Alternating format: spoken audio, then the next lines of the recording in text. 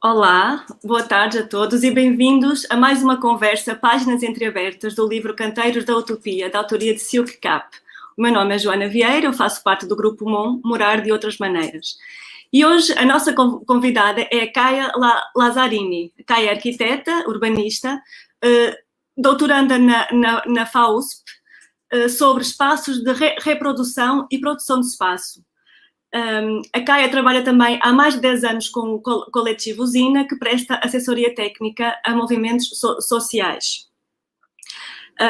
E a pergunta que a Kaia trouxe para a nossa conversa de hoje é como trabalhar junto para além do capital,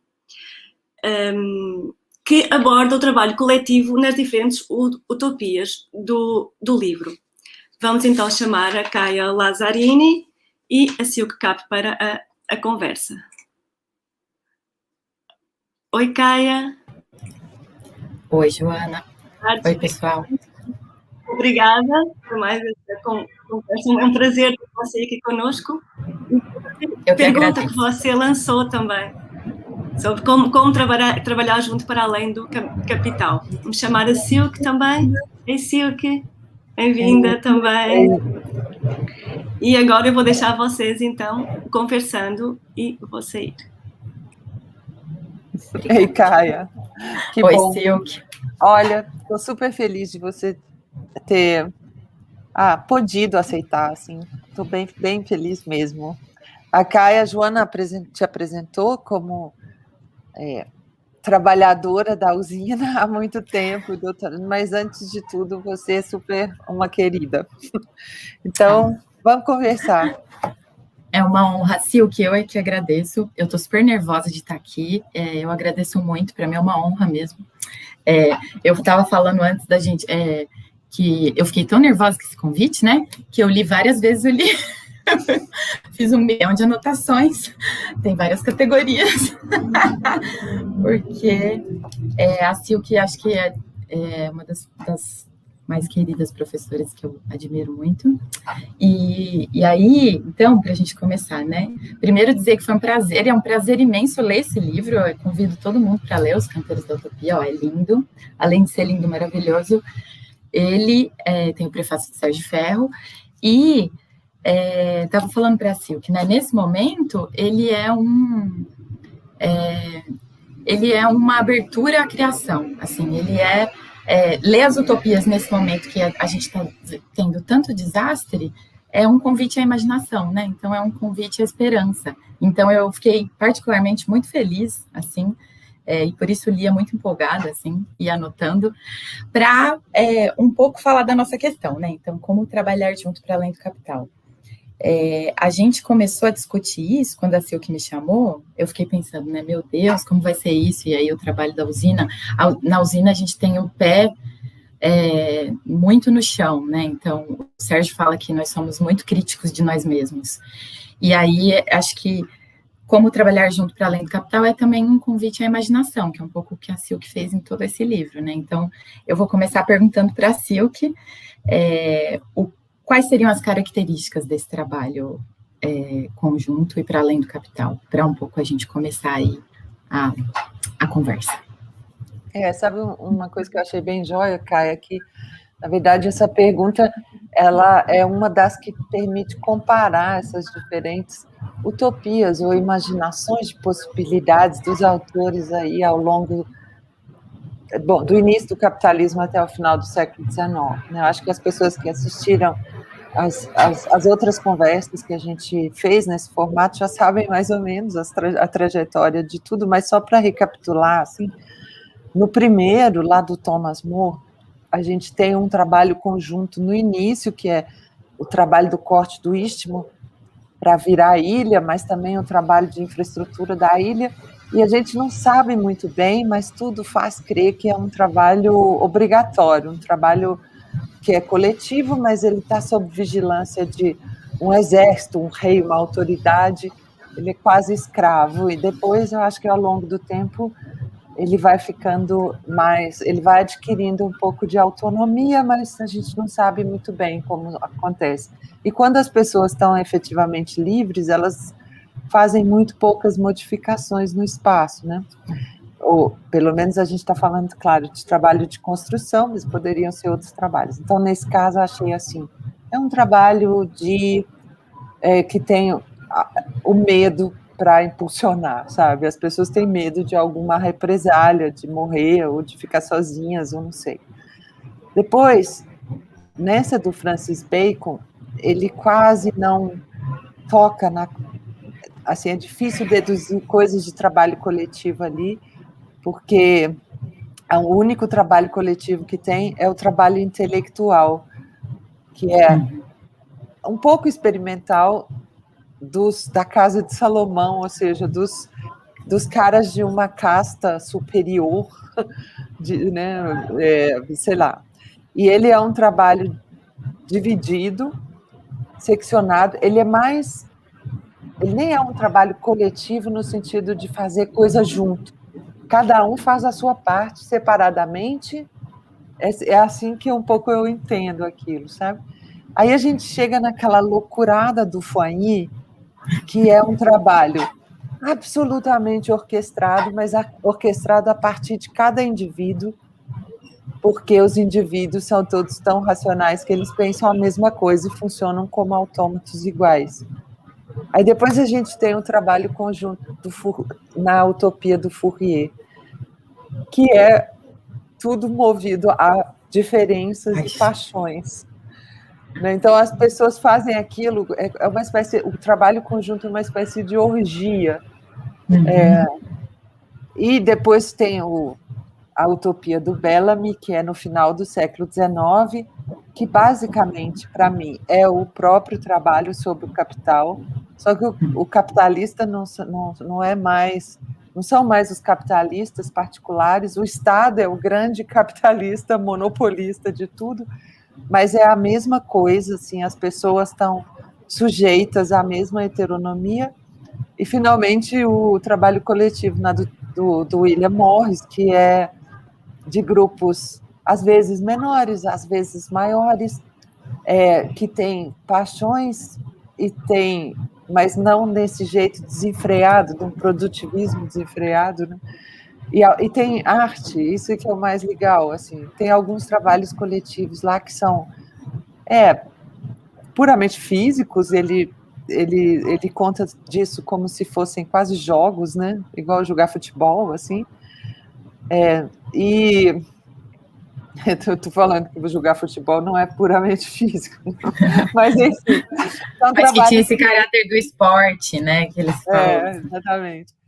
E tem esses que são trabalhos artísticos mesmo, né? Em que as pessoas criam alguma coisa efetivamente juntas. Uma das coisas que a gente, quando você foi falando, né, assim, quando chega no Fourier, na coisa das paixões, é que eu comecei a ficar mais empolgada, porque antes a coletividade pressupõe uma certa igualdade meio massificada, né, e aí não é trabalho, assim, se a gente for olhar, é trabalho coletivo só se for todo mundo igual, e aí a questão da liberdade fica submetida a todos serem iguais, né? Então, na verdade, não pressupõe diferente, então, aí a gente pensa, é quase uma distopia, né? Porque vai remando para outro lado, né? Nossa, total, E na verdade, assim, a gente fica com a impressão de que ou você tem uma força, uma autoridade externa, a que nós estamos submetidos no nosso trabalho real, em quase todas as instâncias, é o capital e suas mediações, obviamente, né? Mas é assim, ou você trabalha com sob uma norma externa, uma heteronomia mesmo, ou então você tem que pressupor que as pessoas vão ser todas idênticas, elas vão estar formatadas de um jeito, e fica parecendo que, se não for isso, o trabalho coletivo não pode funcionar. E eu acho que tem muitas ideologias, muitas conversas, enfim, para todos os lados, que um pouco põe para a gente esse pressuposto, sabe? Ou tem uma autoridade externa, ou então as pessoas têm que ser educadas antes para elas agirem como se tivesse uma autoridade externa, sabe? Uhum. Ou então elas têm que trabalhar cada uma sozinha mesmo e pronto. E isso absolutamente não é verdade. E também eu acho que uma coisa interessante que a gente vê é, por exemplo, quando o Morris fala ele fala da autonomia coletiva, é mais entendimento do trabalho como processo, né? Por isso vira arte, assim, porque o fim, o utilitarismo perde o sentido, né? Então aí a coisa do produtivismo perde o sentido, ou ressignifica, né? O que é produtivismo, o que é utilitarismo. O Sérgio fala, né? O que é racionalismo no prefácio, né? Porque a racionalidade que a gente está acostumado na usina também, né? É uma racionalidade determinada para o capital funcionar. E aí, o que eu acho interessante das utopias é que elas vão desdobrando os conceitos e fazendo a gente repensar em todos os âmbitos da relação, né? Por isso que é tão gostoso de imaginar, assim. E aí eu concordo com você, que você dedicou um tempão do livro ao William Morris, né? Ao Nowhere. E aí eu tô com ele aqui, que eu tô lendo também. A Lúcia que me emprestou, a Lúcia Lotu. E é um livro maravilhoso mesmo, eu queria morar nesse lugar. É muito... e aí eu fiquei pensando para a nossa conversa, porque ele não faz isso, né? E aí eu queria te perguntar, para perguntar se você já pensou nisso. Como que seria um dia num canteiro de obras em Nowhere, por exemplo, assim? Como que é? Como que chegam os trabalhadores? Eles chegam que horas juntos? Não? Quem que... Então, na verdade... É interessante pensar isso, né? A rotina. O que eu achei lá, ele descreve duas situações de construção muito de passagem, e as duas ele acrescentou, na verdade, na segunda edição do livro, sabe? Na segunda edição, assim, a que não era de jornal, a que já era de livro mesmo. E a primeira situação tem uma turminha consertando uma estrada, um pedaço de estrada, uma coisa considerada um serviço bem pesado e chato. E ele, de fato, conta isso como se eles estivessem, como eu falei, jogando uma pelada na rua, sabe? Quando você deixa as pessoas passar, mas rapidinho você volta, e em volta deles tem umas crianças e umas outras pessoas, e uns cachorros, e umas pessoas trazendo comida, e como se fosse mesmo um negócio desse tipo. E o curioso dessa história é que existe um episódio em que o John Ruskin, ele tinha, de fato, feito uma espécie de trabalho de extensão, a gente diria hoje, em que ele levou os estudantes de arquitetura de Oxford para fazer a construção de uma estrada lá perto, sabe? Está até mencionado muito en passant, assim. E depois tem gente que conta esse caso, sabe? Pessoas, enfim, que escrevem em livros, artigos e coisas, mas lembrando esse caso. Parece que ele fez isso por anos a fio, querendo que os estudantes de arquitetura tivessem alguma noção do trabalho material e também que eles, enfim, botassem a mão na massa. Assim, né? Muito legal. Então, essa é uma situação, mas acho que essa situação, o trabalho, ele é pesado, mas ele é relativamente monótono, assim, ou ele não é complexo nesse sentido. E a outra situação que ele menciona é quando eles chegam na construção de uma casa, igual você falou, não tem utilitarismo, não tem nada. Eles é um coletivo de pedreiros, eles chamam, né, ou de caras da cantaria, assim, que se juntam, eles são ao mesmo tempo escultores e pedreiros nesse sentido, e a pessoa lá que está no canteiro, tem várias pessoas no canteiro, mas a gente deduz que não é uma turma muito grande. As pessoas estão lá, apesar de estar acontecendo uma festa em outro lugar, porque elas querem estar, e a pessoa que é um pouco chefia, ou coordena a coisa, ou que é a mais respeitada de todas, é uma mulher chamada Filipa, que, aliás, tinha ficado doente, né? Ela tinha ficado doente, então eles estavam lá meio fazendo hora. Então eu fico imaginando assim, primeiro, não tem hora para chegar, nem hora para ir embora. As pessoas chegam e vão embora a hora que elas quiserem. Elas combinam entre si. O que é interessante, assim, o próprio andamento do trabalho eles fazem uma espécie de assembleia da comuna, participa da assembleia quem está lá por perto, a pessoa não precisa ter residência fixa para participar disso. Aí eles mostram, né, essa turma, quer dizer, ele não fala isso eu que estou inventando, tá? Mas deduzindo assim por outros tipos de decisão que eles tomam. Aí aquela turma que está a fim de fazer uma construção lá mostra os planos gerais que eles têm, aí rolam umas votações, às vezes eles têm que esperar mais a próxima assembleia, convencer as pessoas, talvez alterar alguma coisa, mas uma vez que aquele empreendimento está aprovado em termos gerais, o resto eles decidem, sabe? É assim, tá bom, vai ser uma casa aqui mais ou menos desse tamanho, beleza, não vai nos atrapalhar a nossa paisagem, vai ser legal e tal, e aí essa turma resolve o resto, e eu não sei se eles desenham, talvez eles desenhem eles próprios, né, no processo, e talvez conversem com outras pessoas, mas eles com certeza não precisam executar um trabalho que está todo previamente determinado. Acho que ia ser assim. E também não tem prazo, tá, Caia? Não tem prazo para a obra acabar. Não.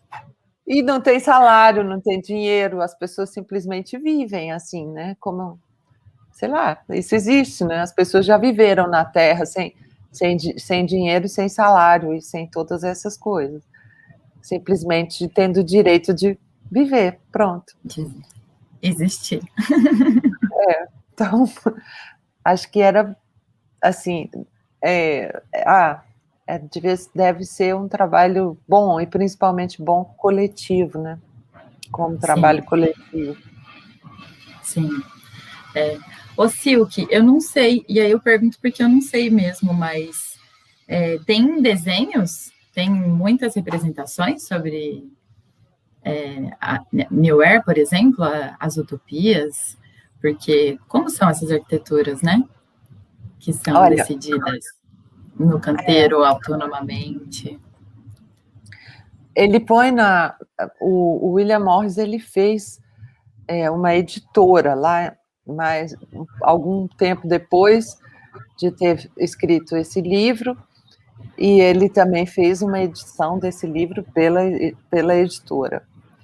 E ela tem uma ilustração no início, que é uma ilustração de uma casa que ele tinha, era uma casa, eu não vou lembrar agora, século XIII, uma coisa assim, sabe? Uma casa no campo, um negócio. E essa é a única ilustração que tem, o resto são... essa é exatamente isso. Eu tenho uma edição facsímile do livro, inclusive, que tem ela, assim, é exatamente o jeito que ele fez. Mas só, no resto... E, na verdade, ele já se arrisca muito em descrever determinadas coisas, sendo que ele sabe muito bem que utopia não é um negócio para ficar preenchendo não é para a gente projetar o futuro determinado, né? Então, assim, tem muita coisa aí que eu estou inventando, ou encaixando, ou pensando e articulando com determinadas teorias sobre o que poderia ser trabalho livre, efetivamente, né? Mas ele próprio, ele é muito cuidadoso nisso, sabe? Ele não fica descrevendo em detalhes, lá vai ser assim, vai ser assado. Ao contrário, por exemplo, desse Bellamy, que é contra quem ele escreve a Utopia, ou News from Nowhere, porque esse Bellamy, ele descreve tudo nos mínimos detalhes. Fala assim, olha, as pessoas trabalham, sei lá, dos 20 anos aos 45, elas ganham uma espécie assim de bolsa cidadão, uma grana fixa a vida toda, mas durante esse período elas trabalham naquilo que o Estado determina, é como se fosse no exército, e depois elas ficam livres para fazer o que elas quiserem, sabe? Mas o trabalho em si é um saco total. E ele fala todas as regras, tudo o que acontece, etc, etc. E o Morris, ele fica tão revoltado com esse negócio, porque ele fala assim, bom, se essa for a utopia, eu não quero. Eu não quero, não vou fazer nenhuma força para isso. Quer dizer, na realidade, o negócio todo é você conseguir, individual e coletivamente, determinar as maneiras de trabalhar, sabe? junto, no caso, né? Ou de fazer coisas junto. Eu fico pensando, Caia, porque a gente já conversou várias vezes sobre a dificuldade que é isso no próprio trabalho da usina, não interno, mas nos canteiros mesmo, né? Como que o espírito das pessoas, assim, a formação, a socialização das pessoas, em muitos casos, ela vai contra isso, né? Como se, enfim, como se não fosse da natureza dos seres humanos fazer isso, como se a natureza deles fosse sempre competir, né? A gente virou uma espécie de subjetividade neoliberal, assim, acho que ficou em grau maior ou menor incutido em todo mundo, né? E tudo que a gente diz contra isso, fala assim, olha, pode ser diferente. Às vezes a gente experimenta situações assim, e aí todo mundo diz, não, isso é muito romântico, você está romantizando. Não é, não. E às vezes... eu fico achando que nos nossos canteiros da usina, às vezes a gente acha umas brechas. Porque, assim, na prática, o fato da gente estar inserido dentro da política pública, a gente tem que ter determinada produtividade, né? Por isso que eu comecei falando da coisa da eficiência produtiva no canteiro. Para minha cabeça de arquiteta, é assim, como você vai pensar num canteiro de obras sem a produtividade, né? Claro, numa utopia, sim. Mas, por exemplo, na usina, todas as experiências de autonomia no trabalho do canteiro de obras, elas estão ainda subjugadas ao capital, porque aqueles trabalhadores, eles são contratados mesmo que eles sejam contratados diretamente pela associação, eles ainda assim são contratados. E estão fazendo um projeto que não foi eles que fizeram. E aí, assim, por que a gente procura encontrar umas brechas? Porque quando a gente conhece um trabalho hoje, né, no canteiro de obras, a gente vê que ele é extremamente hierarquizado, cada vez mais racionalizado num sentido da racionalidade produtiva do capital, né? Então, separa o que cada um está fazendo e tal. Essa coisa o neoliberalismo, que o liberalismo, né? Você pode pensar, mas você pode pensar bem nessa caixinha aqui. Na usina, eu acho que às vezes a gente consegue subverter isso um pouco. E, claro, é quase como se você colocasse uma luz, ilumina alguma coisa e aí essa luz é ofuscada, né? Mas, por exemplo, no canteiro de Suzano, quando a obra para, sem recurso, assim, e a gente vai falar para os trabalhadores que a obra ia interromper naquela semana e dizer o porquê e tal, todos os trabalhadores olham para a gente e falam assim, nossa, que pena, porque esse é o canteiro mais diferente que eu já trabalhei. Esse é o lugar mais interessante que eu já trabalhei. Esse é um canteiro que me escuta. E aí você ia escutando o que cada um ia falando. E aí você olha e fala assim, mas isso é muito pequeno, né? Conversar com o trabalhador, isso é um canteiro diferente. Diferente em que sentido? É uma brechinha, assim. Mas, diante de... Não sei, assim, mas diante de tanta dificuldade, né? Eu acho que é uma brecha importante, sabe?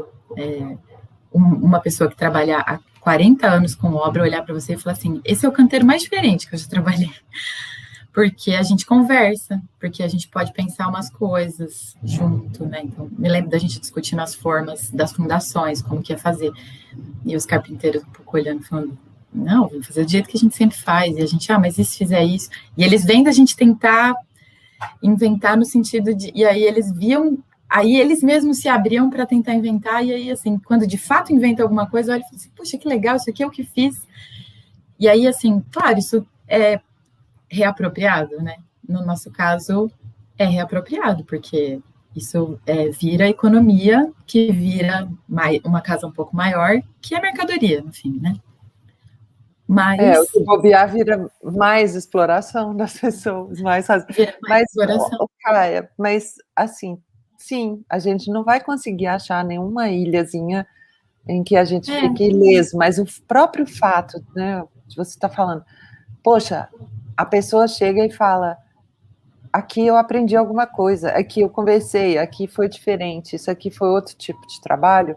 O fato de a pessoa fazer essa experiência, mesmo que ela seja pequena e no fim das contas atropelada, tratorada por um monte de outras coisas, ela muda tudo, sabe? Ela muda muita coisa na cabeça da pessoa, porque, sabe um negócio que eu fiquei lembrando aqui? Teve uma vez a gente trabalhou com uma comunidade quilombola que o povo era super passivo. Na hora da festa religiosa lá, você precisa ver, assim, nossa, desculpa.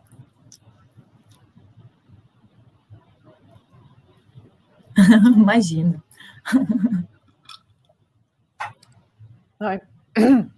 É impressionante.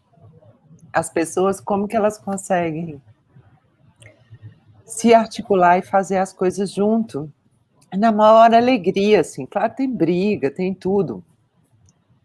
Mas eu fiquei boba de ver, eu falei assim, gente, esse povo aqui que não se mexia para nada, de repente eles conseguem fazer uma coisa incrível de decoração, comida, música, teatro, roupas e não sei o que, tudo. E coletivamente, né? Super Coletivamente, sem, assim, é claro que é uma tradição, todo mundo sabe mais ou menos como é que vai rolar, mas não tem ninguém lá chefiando a coisa, entendeu? As pessoas já sabem, e as que são jovens e nunca viveram aquilo aprendem lá no meio das outras pessoas, sabe? Então você vê que, mas são consideradas situações de exceção, né? É como se fosse a parte não séria, a parte que não envolve capital, no fim das contas, né?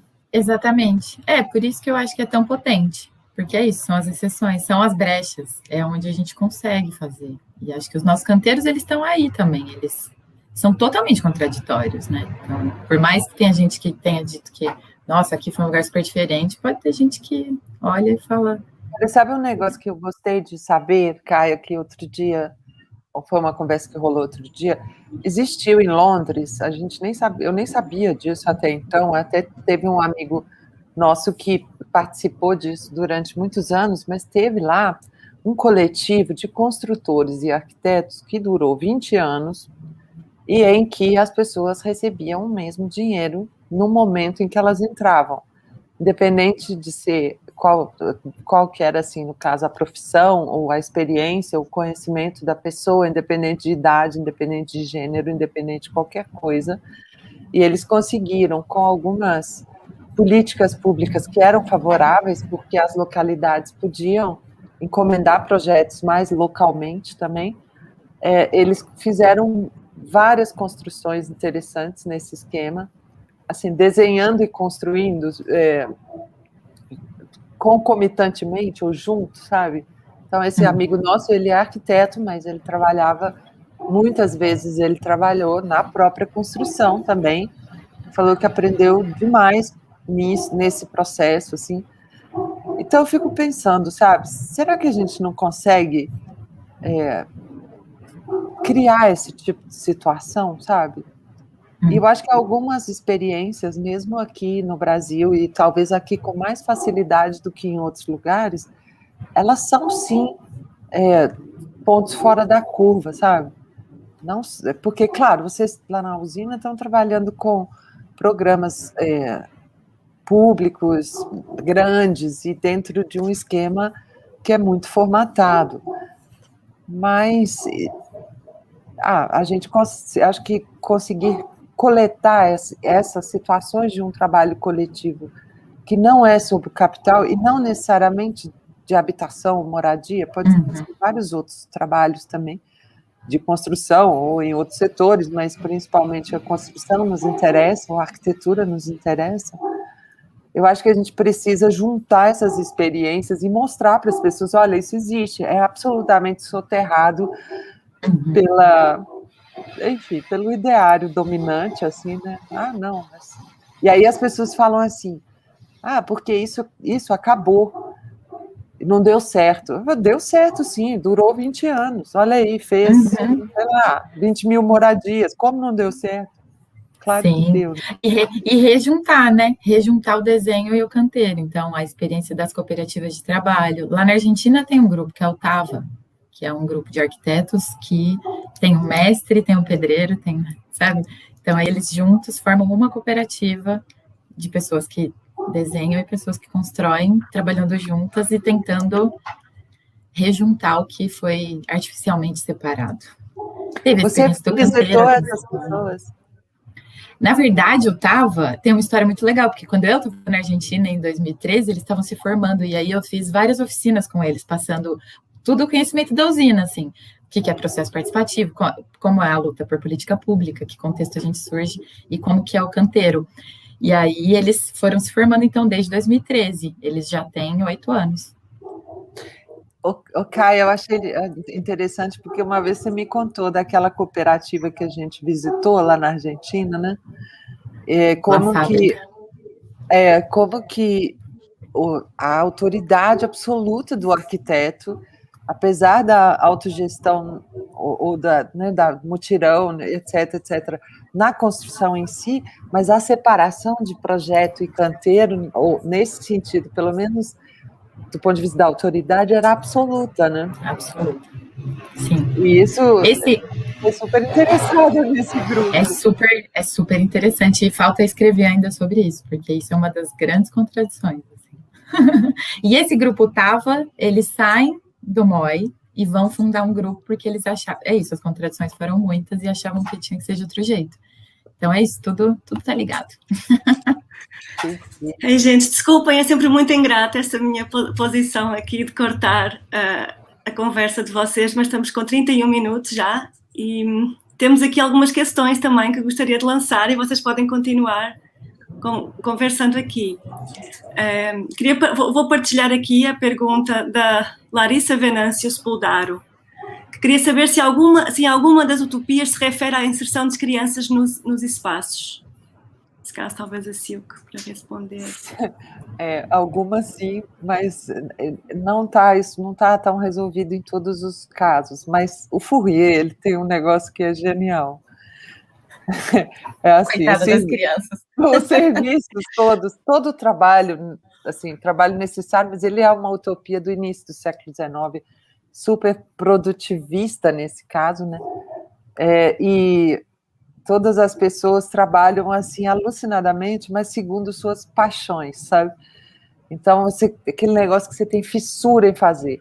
E fica para as crianças limpar, fazer todos os trabalhos nojentos, porque as crianças adoram trabalhar. Não, elas adoram brincar com lama e sujeira. E no caso do William Morris, uma coisa também que é muito simpática, que eu acho, ele fala que, bom, primeiro as crianças, elas não necessariamente, elas são criadas lá por familhinhas necessariamente, tá? Elas não são obrigadas a nada, não tem sistema escolar, não tem nada. E aí ele conta que durante o verão as crianças andam em pequenas gangues e passam assim dias na floresta, acampando ou morando nas casas que elas acham. Aliás, tem essa casa que a Caia mostrou a imagem, né, que ele põe lá, ela é o lugar de chegada do alter ego do William Morris lá nesse lugar, e quando ele chega, ela está habitada por crianças.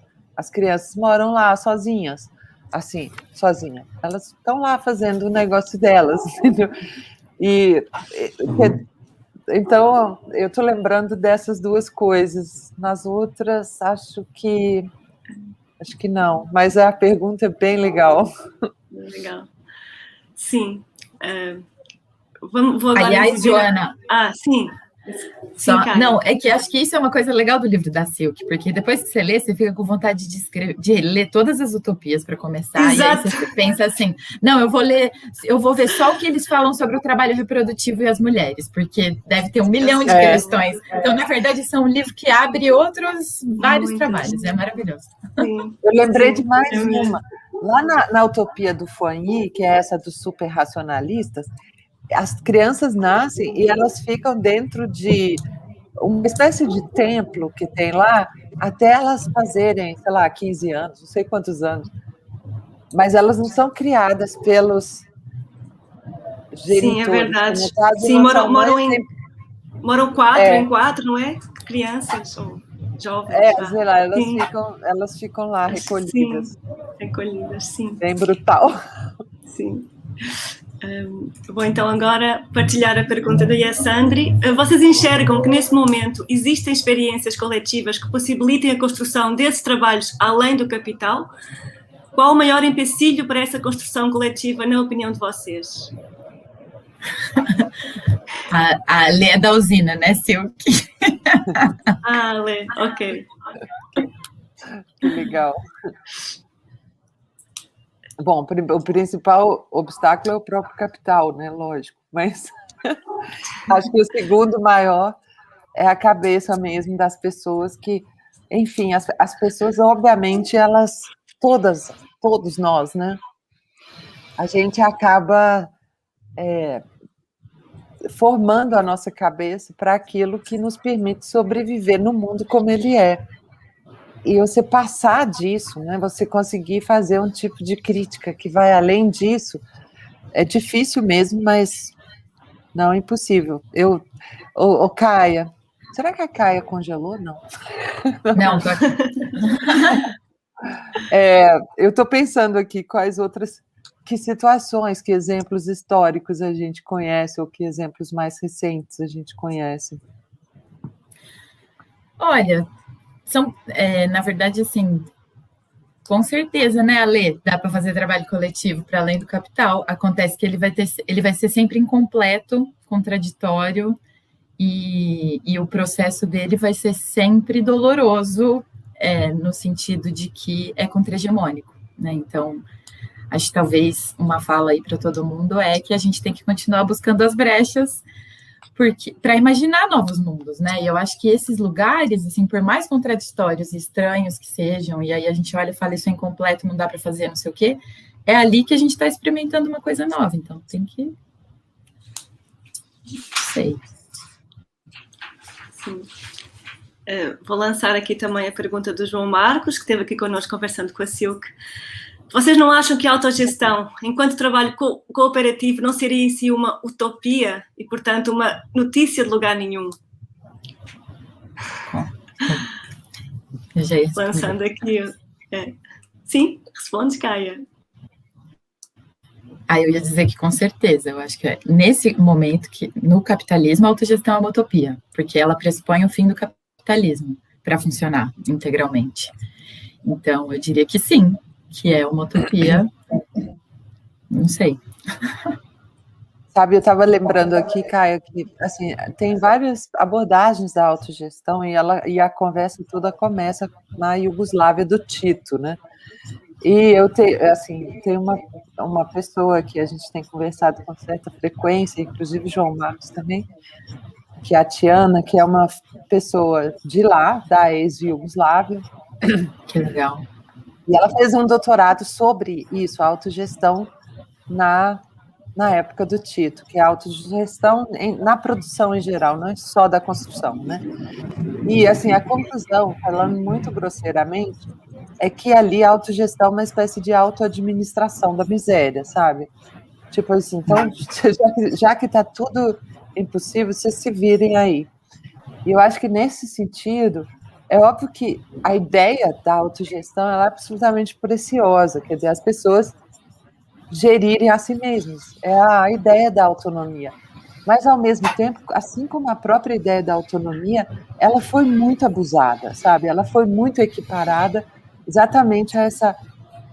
você é responsável, a autonomia no sentido, você é responsável pela sua miséria, por tudo aquilo que você não consegue, por tudo aquilo que você sofre, que é a própria ideologia neoliberal, né? E eu acho que talvez nesse sentido o primeiro passo é a gente distinguir essas coisas criticamente todas as vezes, sabe? Insistir, falar assim, olha, isso não é aquilo. Porque eu já ouvi do povo da prefeitura de Belo Horizonte, não, esse negócio de autogestão não dá certo, não, a gente já experimentou isso. Né? Sim, e temos aqui uma última questão lançada pelo Vítor Viana. De que forma o processo de formação do povo brasileiro se relaciona com a construção das utopias? e de uma volta, e de que forma uma volta às técnicas e modos de vida dos povos tradicionais se relacionariam com essa construção?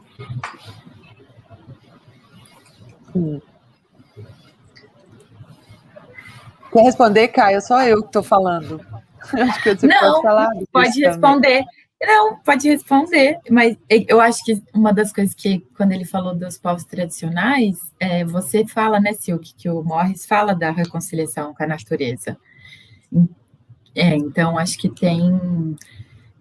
acho que o ensinamento dos povos tradicionais brasileiros e também dos quilombolas, desse outro modo de vida, que é menos capital, né, e mais boa vida, bem viver, ou o que quer que a gente queira chamar, acho que sim. Eu particularmente acho que hoje é um dos caminhos pelos quais a gente tem que enveredar aí nos nossos estudos produtivistas, como diria a Silvia, nesse campo dos estudos não produtivistas.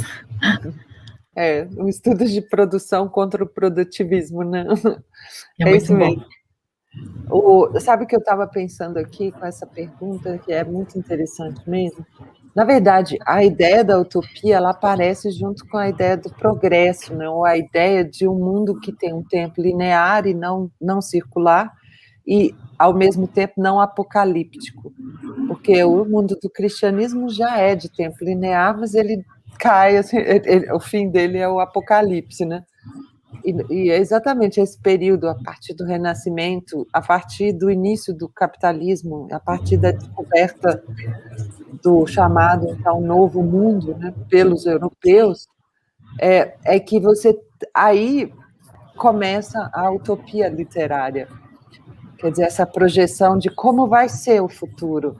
Então, eu fico pensando que a pergunta faz sentido exatamente do nosso ponto de vista, de pessoas que já estão completamente emergidas nessa forma de sociedade, etc., e, ao mesmo tempo, tem alguma crítica, algum distanciamento em relação a isso, que é, em geral, ou, em muitos casos, privilégio daquelas pessoas que não sofrem diretamente as piores mazelas dessa mesma sociedade, porque essas pessoas que, enfim, as que mais sofrem, elas muitas vezes não conseguem nem distanciamento crítico e nem uma espécie de liberdade de desejo de outra coisa, né? Você mesmo falou isso um pouco no início, né? Então, eu fico imaginando que o repertório de, enfim, habitar a Terra coletivamente, que os povos tradicionais têm, ele tem, com certeza, um monte de preciosidades a ensinar, mas, ao mesmo tempo, é algo que a gente precisa processar